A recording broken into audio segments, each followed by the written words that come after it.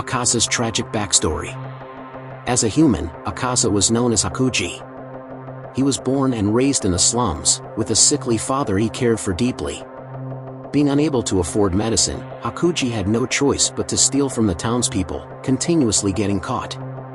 The magistrate would punish him by beating him down and marking him with criminal tattoos. After returning home from his third beating, he was informed about his father's suicide. In a letter left by his father, he stated that he wanted Hakuji to live a full life, telling Hakuji he didn't want medicine that had been earned through immoral activity. Eventually, Hakuji is banished from Edo, and starts picking meaningless fights with strangers. He meets Keizo, a local dojo owner who took Hakuji under his wing and taught him martial arts. After 2 years of staying at the dojo, Hakuji's skills improved, and he eventually fell in love with Keizo's daughter, Koyuki.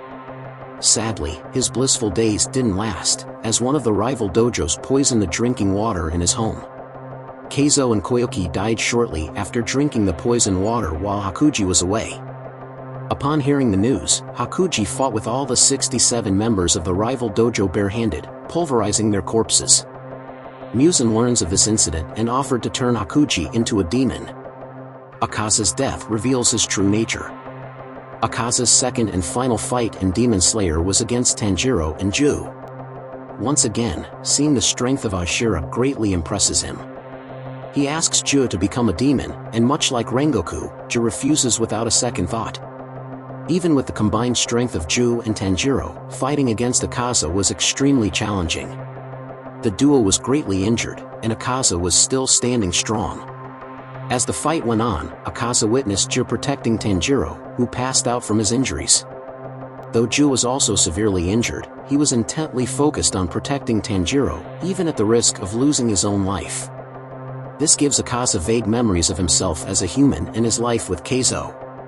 As Akaza prepares to launch a devastating attack against Ju, he is stopped by the spirit of his deceased fiancée crying and pleading with him to stop. He started remembering his life as a human, which became too overwhelming for him. During this, Tanjiro wakes up and sees Ju in danger. As Tanjiro jumped in to protect Ju, Akaza questions his actions, and regrets sullying what Keizo taught him. In the end, he had a smile of gratitude on his face, and uses the last of his strength to sacrifice himself. As it turns out, Akaza was never truly an evil antagonist. Akaza is a well-written adversary, and his tragic backstory adds depth to his character. Even after forgetting his memories as a human, his feelings of empathy and remorse were still present. The reason he was so obsessed with fighting and becoming stronger was a characteristic of his human self. Also, Akaza's unwavering love for his fiancée likely contributed to the reason he never harmed or consumed women.